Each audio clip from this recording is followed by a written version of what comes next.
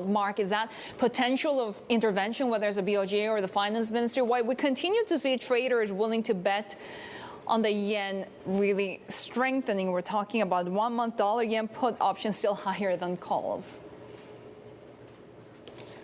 Yeah, I think aggressive traders, particularly those outside Japan, they see an end game coming here pretty soon in Japan, and that's partly why the implied options are very expensive now for the July meeting of the Bank of Japan. That's also going to be when they announce some new forecasts, so there could be a time when they seriously consider changing yield curve control. As was being discussed earlier, the Bank of Japan is about to become the owner of 50% of the Japanese bond market, which is historic. There's nobody else in the G10 space that's even close to that. You can see that the spread between yields in the US and Japan is just weakening the yen continuously.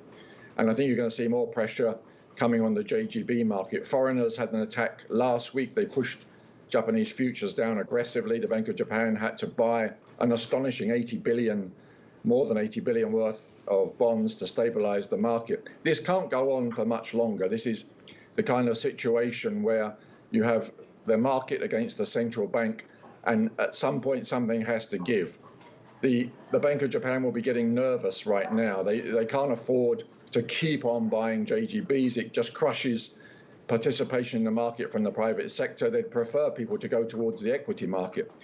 So the market can sense that something is coming to a head. They could push dollar yen, as Rubini was saying, to 140, and that could be the trigger that makes the Bank of Japan change policy. Mark, what would that policy change look like? I mean, there's so many unknowns here. Could there be a disorderly unraveling? There certainly could. There's a high risk of that. But I'd suggest that the way the Bank of Japan has operated in the past, it'll be some kind of gradualism.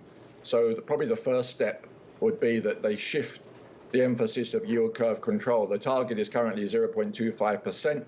Maybe they would widen that band up to 0.5%. That would give quite a lot of room for bonds to re-establish some equilibrium, the yield curve to steepen, and for people to calm down a bit. But that wouldn't be enough in the longer run. They need to get off of the negative yield curve policy. They need to raise rates, as most of the world is doing, above zero. But you will probably see them do it in stages.